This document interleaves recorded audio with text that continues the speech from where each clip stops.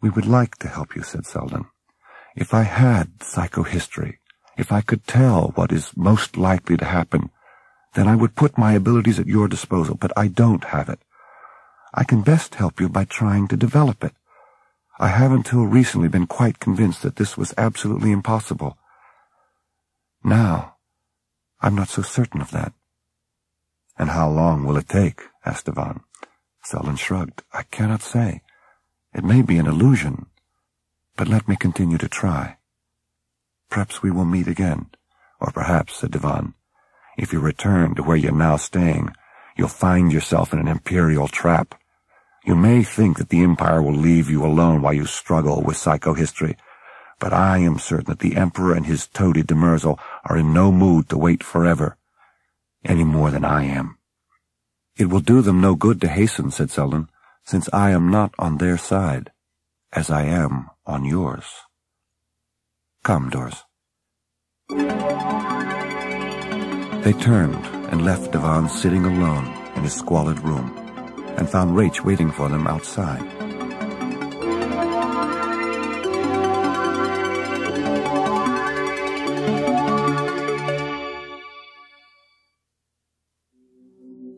Rach. According to Harry Selden, the original meeting with Rach was entirely accidental.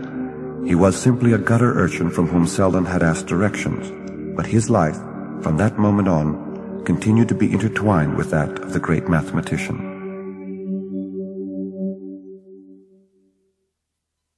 The next morning, Selden knocked at Dora's adjoining room. When she let him in, he said, "I have a question about Y sector." "What do you want to know?" asked Doris.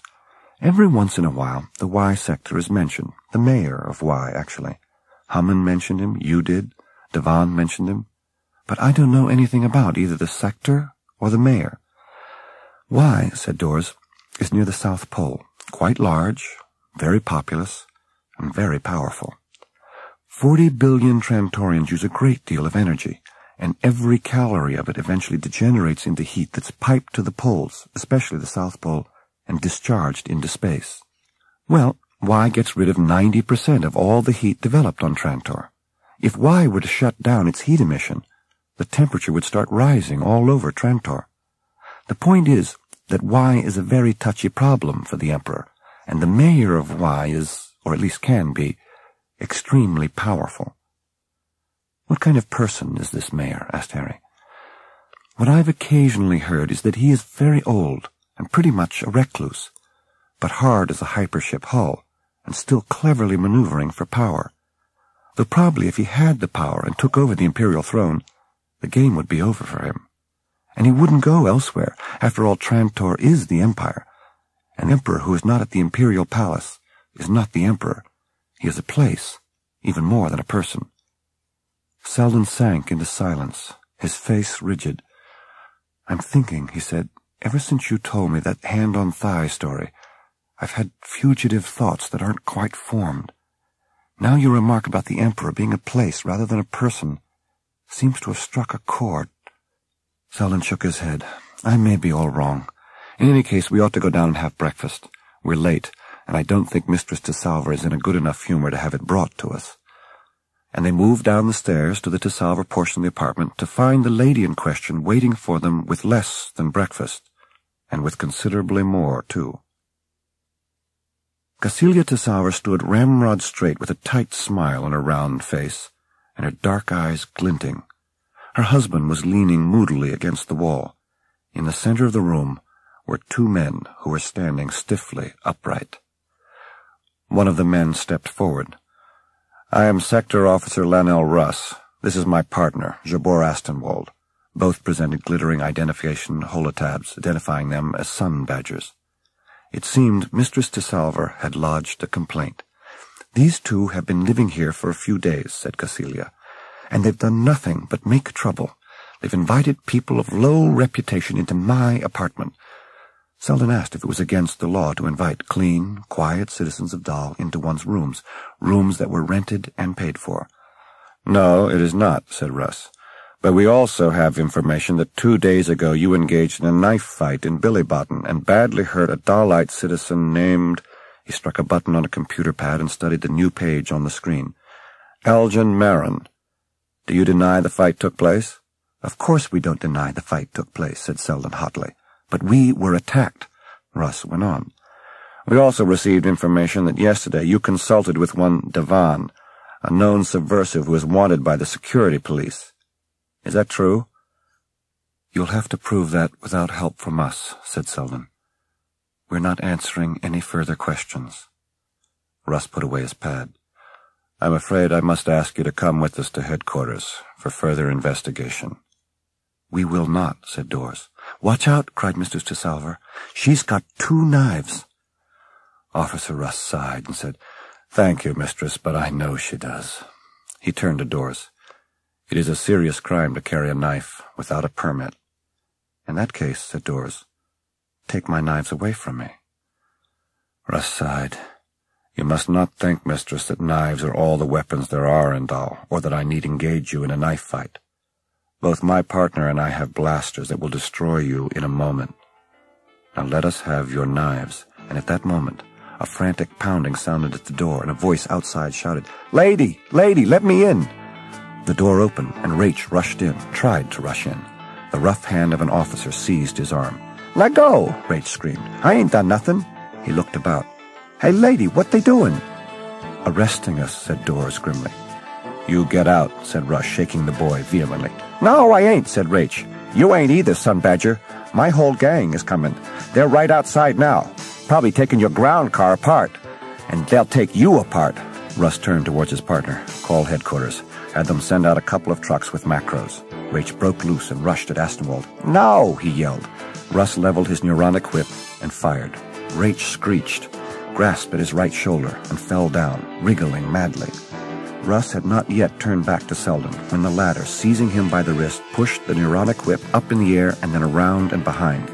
In an instant, he had Russ immobilized. Asimov raised his blaster quickly, but Dawes' left arm was around his shoulder and the knife in a right hand was at his throat. Move a millimeter and I'll cut you through your neck to the spine. Drop the blaster. Drop it. And the neuronic whip. Selden picked up Raich, still moaning, and held him tightly. He turned to Dawes and said, This one on the floor won't do anything for a while. Put the other one out of action. Right, said Dawes. Reversing her knife, she struck him hard on the skull with the haft. He went to his knees. She made a face. I hate doing that. They left the apartment hurriedly, and once out on the walkway, found it choked with people. Someone shouted, Where are the sun badgers? Inside, called out Dawes. They'll be helpless for a while, but they'll get reinforcements, so get out of here fast. We're getting out too. We won't be back. They were accompanied down the walkway by several dozen men, when Raich suddenly gestured to an opening and muttered, In here, folks, down the sewer levels. I'll take you to a place no one will ever find you. And down they went, along a narrow, spiraling ramp, and up rose the mephitic odors to greet them. Raich took them to a large, loft-like room. Dawes guessed that it was part of a complex involved in waste recycling. Won't workers be down here periodically? Asked Selden. They may come at any moment. Is there any way we can get in touch with Cheddar Hummin? As a matter of fact, said Dawes, I did send a message. They sat in uncomfortable silence for a good while, each confronting what seemed to be a hopeless situation. Then Dawes whispered, They're here. I hear them. Raich sprang to his feet and hissed, They're coming that way. We gotta go this way. Selden, confused, heard nothing at all. Then from the direction of the approaching tread, a voice rang out, echoing against the sewer walls, Don't move. Don't move. And Raich said, That's Devon. He'll help. But how'd he know we was here?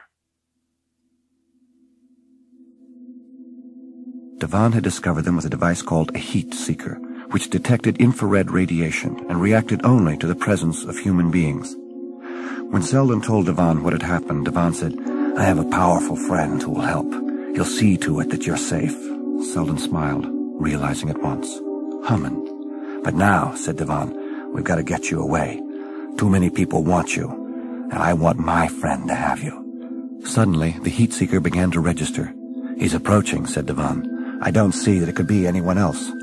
Through the door strode a newcomer, but Selden's glad exclamation died on his lips. It was not Cheddar Hummin. The man who entered was tall and muscular and had a blond mustache. He wore what was unmistakably a uniform. It was red and white, and about his waist was a wide belt decorated with silver studs. "I am Sergeant Emerthalis. I have come seeking Dr. Harry Selden." Selden said, "I am he." "Please, come with me, Dr. Selden." Selden and Dawes stepped forward. The sergeant raised a large hand, palm toward Dawes. "I have not been instructed to take anyone else." "I do not budge without her," Harry said. The sergeant moved to take him by force, and Dawes drew her knives.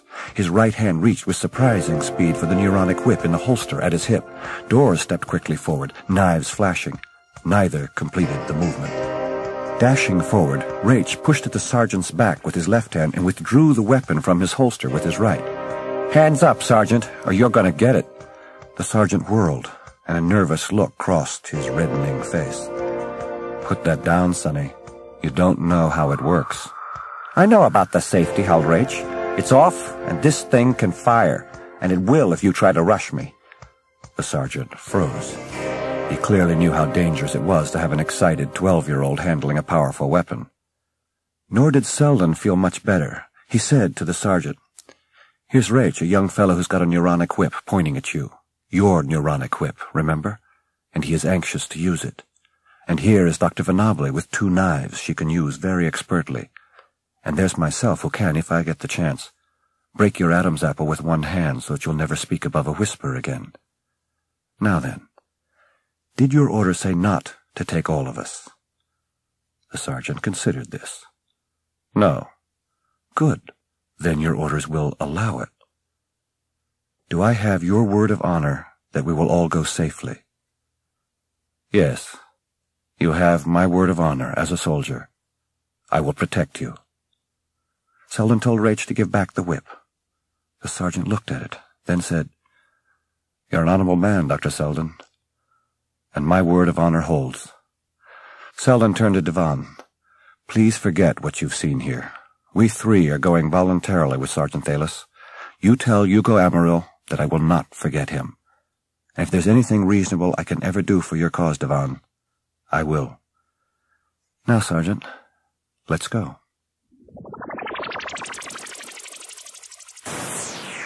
They traveled by airjet, then were ushered into a ground car of lavish design. They passed through wide roadways, flanked by tall buildings, all glistening in broad daylight. The walkways were crowded with well-dressed people, but Harry and Dawes could not figure out where they were. It was not a long trip, and soon they had entered a stately 4-story structure. They stepped through an elaborate room, and then an inner door was flung open, and a woman emerged. She was plumpish and middle-aged, and her light brown eyes were merry. On the whole, she looked motherly. She said, "How are you, all of you?" She showed no surprise at the presence of Dawes and Raich. "I've been waiting for you for some time and looking forward to meeting you. But we must not spend our time talking, for I'm sure you would like to bathe and change your clothes. And what is your name, young man?" "Raich, Mrs."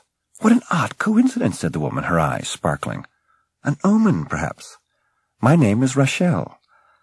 "Madam," said Dawes, "may I ask where we are?" "Why, dear? And please call me Rachel." Dawes stiffened. "Are you surprised that we ask?" Rachel laughed. "Really, Dr. Venable, something must be done about the name of this place. You asked where you were, and I did not ask you why. I told you why. You are in the Y sector." She turned to Harry. "We've wanted you, Dr. Selden, from the day you addressed the decennial convention, and we are so glad to have you now."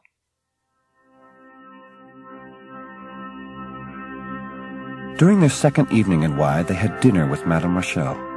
She was gracious and friendly, and had clearly taken a particular liking to Raich, whom she insisted was to sit next to her. Harry waited until after the meal to pose his question to Rachel. "Why have you wanted me from the day I addressed the convention?" "We want you," she said, "for your psychohistory." "My psychohistory is simply not practical," Harry replied. "I can't believe that," said Rachel, smiling. "The day after the convention you were called into an audience with Cleon." "And I told Cleon exactly what I've just told you, and he let me go." Now Rachel did not smile. Yes, he lets you go the way the cat in the fable lets the mouse go. He has been pursuing you ever since, in Streeling, in Mysogen, in Dahl. He would pursue you here if he dared. The pursuer in all those places might have been in the employ of the Y sector, Dors said firmly. Rochelle laughed aloud. Y has its eyes and ears everywhere, of course, but we were not the pursuers. Had we been, you would have been picked up without fail, as in Dahl, when indeed we were the pursuers. When there is a pursuit that fails, you may be sure it is Demerzel. Do you think so little of Demerzel? Asked Dors. Yes, said Rochelle. We have beaten him. You, said Dors. How strange. There seems to be a prevalent opinion throughout Trantor that the inhabitants of Y have nothing to do with anything. It is felt that there is but one will and one fist in Y, and that is of the mayor. Rochelle smiled broadly. She paused to look at Rach and to pinch his cheek, then said, If you believe that our mayor is an autocrat, and that there is but one will that sways Y, then perhaps you are right. But even so, my will is of account, for I am the mayor of Y. There was a moment of silence. Then Dors said, It is quite well understood that the ruler of Y now and for the past 40 years is Mannix, fourth of that name, and that he is still alive and in full possession of his faculties. Who are you really? Exactly who I say I am. Mannix the Fourth is my father. He has wearied of power and placed it in my hands.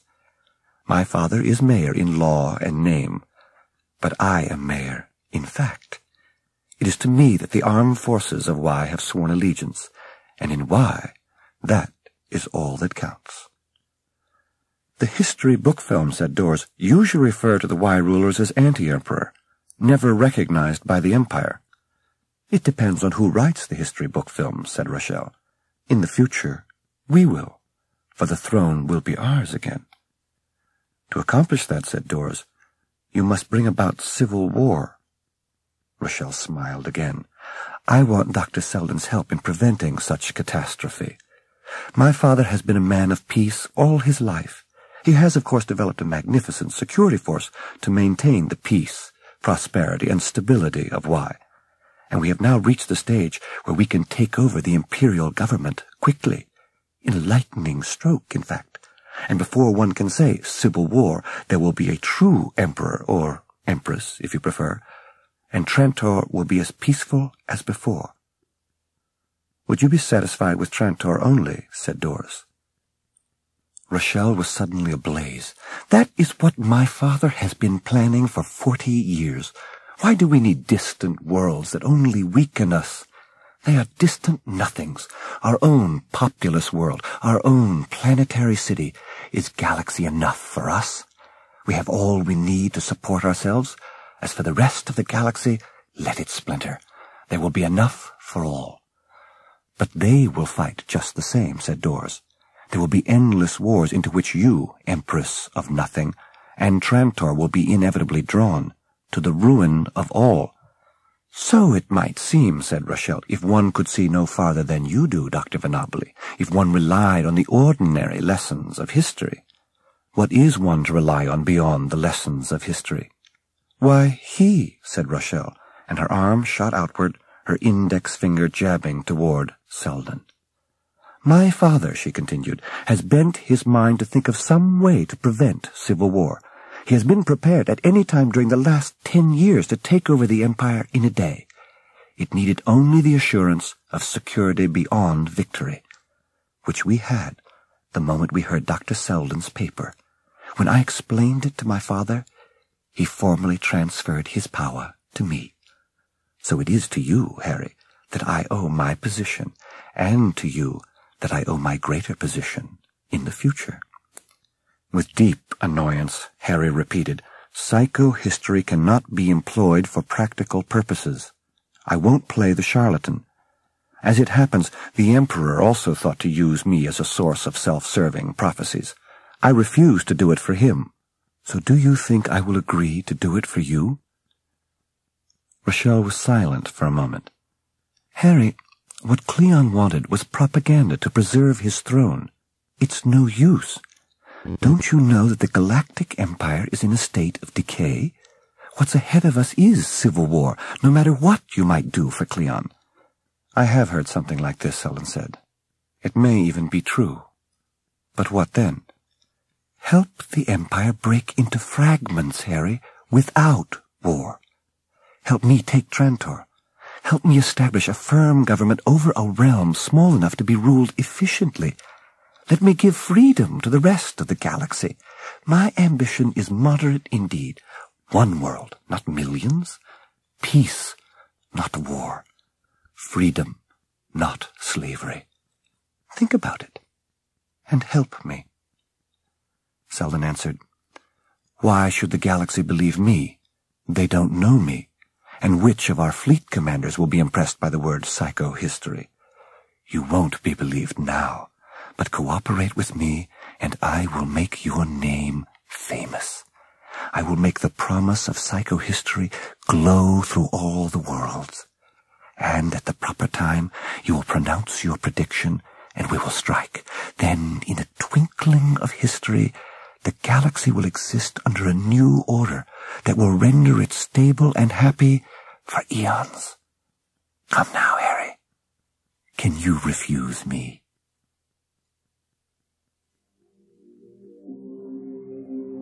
Emmer Thalis, according to the Encyclopedia Galactica, was a sergeant in the armed security forces of the Y sector of ancient Trantor.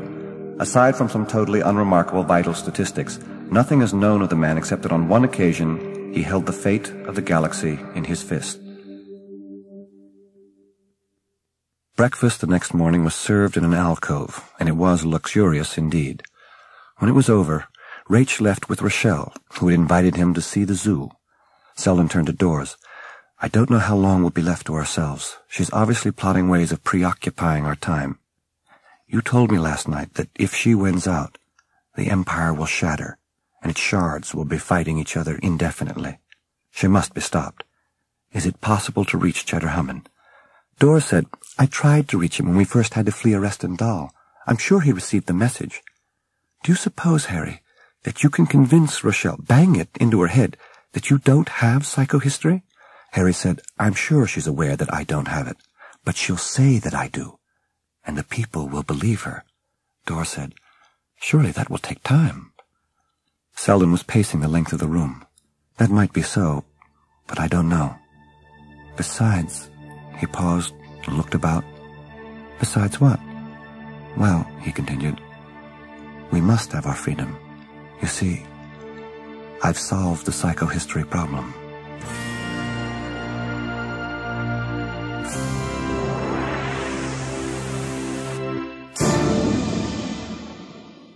It was their 10th day in Y. In the morning, Harry Selden's door signal sounded, and Rach cried out, Mr. Selden, it's war! Selden took a moment to snap from sleep to wakefulness. Then Rach bounced in, excited and wide-eyed. Mr. Selden, they have Mannix, the old mayor. Imperial jets came in last night, all over. The news holocast is on in Mrs. Room. Selden, pausing only long enough to throw on a bathrobe, burst into Dora's room. It was perfectly executed, Dora said. Surprise was complete. There was no chance of resistance. No mention of Rochelle? Asked Selden. No. I doubt she will be safe anywhere on Trantor, said Doris. Perhaps not, came a voice, but I'll be safe here for a little while. Rochelle entered. The three stared at her in surprise. I have been betrayed, she said. My officers have been tampered with and have refused to fight for a woman. They'll only fight for their old master. So many years of preparation destroyed in a night. It could scarcely have been done in a night, Dor said. The suborning of your officers must have taken time. At that, said Rochelle, de Merzel is a master, and quite obviously I underestimated him. How he did it, I don't know. Threats, bribes. She turned sharply toward Selden. He wants you, you know. De Merzel struck at us for you. Then she sighed. At least I am not utterly betrayed. Sergeant? Sergeant Emmer Thalis entered with a soft, cautious step. His uniform was spruce, his long blonde mustache fiercely curled. Rochelle smiled sadly. "I cannot very well let de Mersal have you. That would be one victory too many. Farewell, Dr. Selden. Sergeant, blast him." The sergeant drew his blaster at once, and Doris, with a loud cry, lunged forward, but Selden caught her by the elbow. "Stay back, Doris, or he'll kill you. You too, Rach." "He won't kill me." Selden faced the sergeant. "You hesitate, Sergeant, because you know you cannot shoot. I might have killed you 10 days ago, but I did not, and you gave me your word of honor at that time that you would protect me." "What are you waiting for?" snapped Rochelle. "I said shoot him down, Sergeant." Selden said nothing more. He stood there while the sergeant, eyes bulging, held his blaster pointed at Selden's head. "You have your order!" shrieked Rochelle. "I have your word," said Selden. "Dishonored either way," said Sergeant Thalis. His hand fell and his blaster clanged to the floor. Rochelle cried out, "Then you, too, betray me!" She seized the blaster, turned it on the sergeant, and closed contact. Selden had never seen anyone blasted before. What mangling it did to the organs inside the sergeant's chest went unseen as, without a change of expression, the sergeant crumbled and fell, dead beyond any doubt or hope. And Rochelle turned the blaster on Selden with a firmness that put to rest any hope for his own life beyond the next second. It was Rach who jumped into action. Racing between Selden and Rochelle, he shouted, "Don't shoot, missus!" For a moment, Rochelle looked confused. That was all Doris needed. She plunged toward her with a long, low dive. Rochelle went down, and the blaster hit the ground a second time. Selden retrieved it. A new voice rang out. "I'll take care of her now, Selden." Selden looked up. Hammond, finally! Soldiers were entering, and at a small gesture from Hammond, they lifted Rochelle respectfully. She pointed to Hammond and said to Selden, "What did you call it?" "Cheddar Hammond," he answered. "A friend of mine, and my protector on this planet." "Your protector?" Rochelle laughed madly. "You fool! You idiot! That man is de Mersal, and if you look at your Venabili woman, you will see that she is perfectly aware of that. You have been trapped all along, far worse than you ever were with me."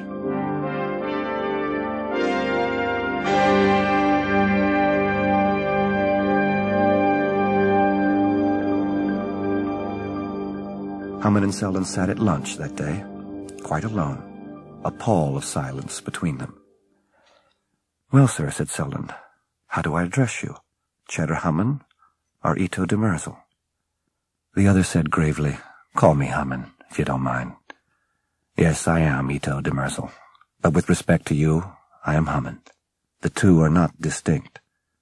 I told you that I wanted psychohistory as a way of preventing the decay of the Empire. I believe that in both my capacities."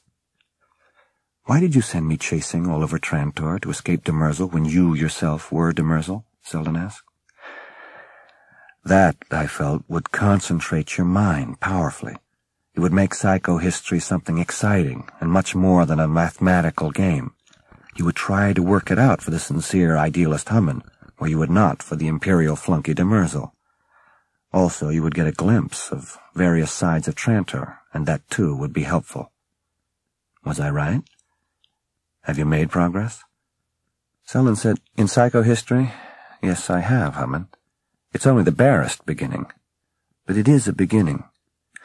You see, Doris had told me something I call the hand-on-thigh story.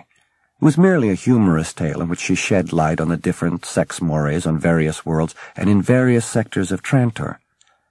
It occurred to me that in her story she talked about the different Trantorian sectors as though they were separate worlds. As I traveled from the Imperial sector to Mysogen, to Dal, to Y, I observed for myself how different each was. The thought of Trantor, not as a world, but as a complex of worlds, grew stronger. But still I didn't see the crucial point. But when I listened to Rochelle, she told me that all she wanted was Trantor. It was an empire in itself, she said, and she dismissed the outer worlds as distant nothings. It was then, in a moment, that I saw what had been in my hidden thoughts for considerable time. Trantor itself is a system complex enough to make psychohistory meaningful, and yet it is simple enough, compared to the Empire as a whole, to make psychohistory perhaps practical. But it's all left to do, Hammond, and I know you will do everything you can to help me. You trust me, despite the fact that I am de Merzel? Entirely, said Selden. Absolutely. But I do so because you are not de Merzel. Your persona as de Merzel is as far removed from the truth as your persona as Hammond. Hammond's eyes grew wide. What do you mean?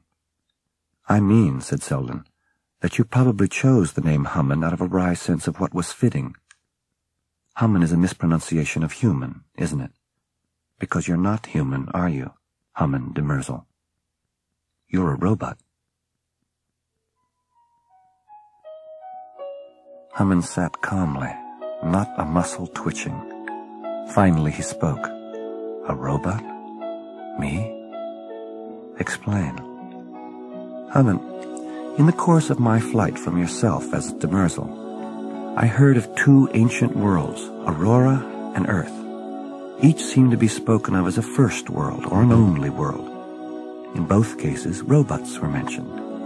When the world was called Aurora, one robot was spoken of as a renegade. On Earth, one robot was called a hero, one who represented salvation. Was it too much to suppose that it was the same robot? Earth and Aurora seemed to be two separate worlds, coexisting in time. Mother Rita, who spoke to me of Earth, was convinced that Earth was the original home of humanity, and that the two worlds were enemies. When I compare the Mycogenians, who seem to embody Aurora, and the Daleks, who seem to embody Earth, I imagine that Aurora was the more advanced, the one that could produce more elaborate robots, even ones that were human in appearance. Such a robot was designed. But he deserted Aurora, a renegade. To the Earth people, he was a hero, so he must have joined Earth. Why he did this, what his motives were, I can't say. Hammond said, Does it occur to you, Harry, that you're dealing with legends that may have been distorted over the centuries? I know very well what legends are, Hammond. This particular legend, however, is supported by strange events. I met you, Hammond, and trusted you. I placed myself entirely in your hands. Looking back on it now, I see myself as not myself. I am not a person to be so easily led. Yet I was. It wasn't only me. How is it that Doris Venabili should abandon her career in order to join me in my flight, should risk her life to save mine? How is it that Sunmaster 14, a monster of arrogance, should be willing to take in tribespeople? When we broke every rule, committed every sacrilege, how is it that you could still talk him into letting us go? Most of all, how is it that Mannix IV of Y could spend decades building an army without peer, and yet have it fall apart when his daughter tried to make use of it? How could you persuade them to play the renegade, all of them, as you have done? Doris described you as a very persuasive man, Hammond, and so you are. More persuasive than any man could be, but no more persuasive than an immortal robot with strange mental powers might be. Well, Hammond? What is it you expect of me, Harry? Said Hammond. Do you expect me to admit I'm a robot? Selden leaned forward. Yes, I do. I expect you to tell me the truth, and I suspect that what you have just outlined is the truth. You were the robot that Mother Rita referred to as Dani, friend of Bali. You must admit it. You have no choice. You're an ingenious fellow, Harry, Hammond said finally. Well, then I ask your help, said Selden. I can work out psychohistory on the basis of Trantor alone, but I will run into difficulties that can be more easily overcome if I know certain key facts about Earth and Aurora. There are 10,000 questions I might ask. Would you allow me to fail in my task, when you could inform me and help me succeed? Selden sat back and took a deep breath. So I ask you again, are you that robot, the renegade? If you want psychohistory, then you must admit it. Are you Dani? And Hammond said, as imperturbable as ever. Your arguments are irrefutable. I am R. Daniel Oliver. The R stands for robot. In 20,000 years, no one has guessed I am a robot. And in part, that is because I do have the ability to detect and affect human emotion. I will tell you something of myself. I am governed by the laws of robotics. These laws forbid a robot to injure humanity or, through inaction, allow humanity to come to harm. The trouble is, Harry, that a human being is easy to identify. But what is humanity? And how can one define harm to humanity? When will a course of action do more good than harm to humanity as a whole? And how can one tell? The robot who first advanced these laws died, became permanently inactive, because he was forced into an action that he felt would save humanity, yet which he could not be sure would save humanity. He left the care of the galaxy to me. Since then I have interfered as little as possible, relying on human beings themselves to judge what was for the good. They could do harm unwittingly. I would grow inactive if I did. However, as the Empire began to fail and to decline, I've had to interfere more frequently, and for decades now I've had to play the role of Demerzel, trying to run the government in such a way as to stave off ruin. And yet I still function, you see. When you made your speech, the Decennial Convention, I realized that in psychohistory was a tool that might make it possible to identify what was good and bad for humanity. I was forced to make you try. Now, I must remain human to you on those rare occasions when I will be able to see you. I will give you what information I have if it's something you need, and in my persona as Demerzel, I will protect you as much as I can. As Daniel, you must never speak of me. Doris knows of me, and she too cannot speak of me. Daniel rose. Harry, I have my work to do now. Harry interrupted. The boy Rach must come back with me to the Imperial sector. I cannot abandon him. And there is a young Dalite, Hugo Amaru. You will all be taken care of appropriately, Daniel said. And you will work on psychohistory. You will have a staff and all the necessary equipment and reference materials. Wait, Hammond. What if I fail? Take my advice, Harry. If the time comes when you are able to set up some device that may act to prevent the worst from happening, see if you can think of 2 devices, so that if one fails, the other will carry on. The Empire must be steadied or rebuilt on a new foundation. Let there be 2 rather than 1, if possible. And with one final nod, he left. Selden looked after him and said softly, First, I must speak to Doris. The palace is cleared, said Doris. Rochelle will not be physically harmed. You'll return to the Imperial sector, Harry, and I will go back to the university. No, Doris, you have a greater task. Psychohistory. Harry, you will find any number of historians who will suit the needs of psychohistory better than I. In that case, Doris, let me explain that psychohistory needs more than a mathematician and a historian.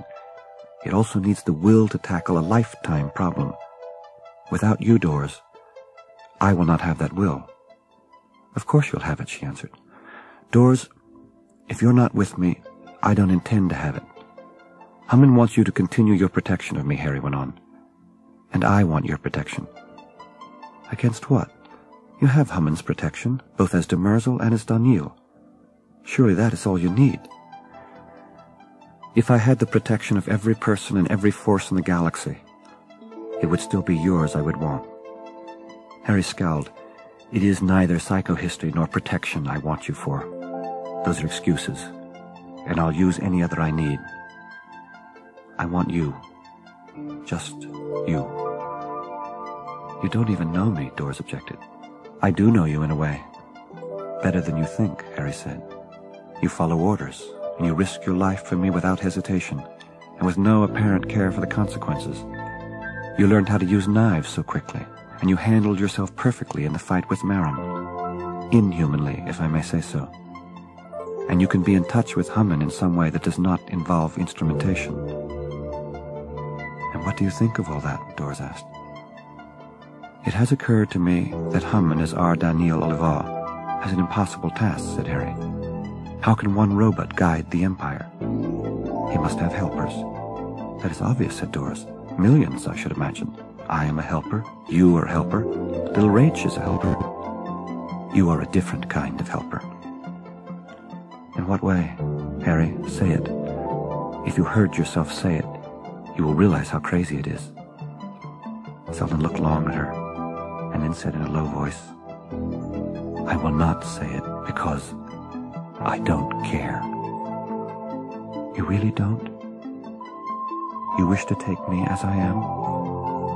I will take you as I must. You are Doris, and whatever else you are in all the world, I want nothing else. Harry, Doris said softly, I want what is good for you because of what I am. But if I wasn't what I am, I would still want what is good for you. And I don't think I am good for you. Good for me or bad, I don't care. Here Harry looked down as he paced a few steps, weighing what he would say next. Doris, have you ever been kissed? Of course, Harry, it's part of social life. No. I mean, have you ever really kissed a man? You know, passionately. Doris hesitated. Selden put his arms around her and brought his head close to hers slowly, as though waiting for her to pull away, all the while drawing her nearer. Doris made no move, and he kissed her, slowly, lingeringly, and then passionately, and her arms suddenly tightened around him. When he stopped at last, she looked at him with eyes that mirrored her smile, and she said, Kiss me again, Harry. Please.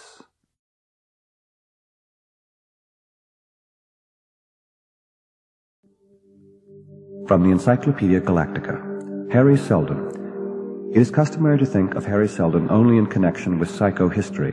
There is no doubt that he himself encouraged this, for in his formal writings his private life is a blank. His only son, Rach, is known to have been adopted, but how that came about is not known. Concerning his wife, we only know that she existed.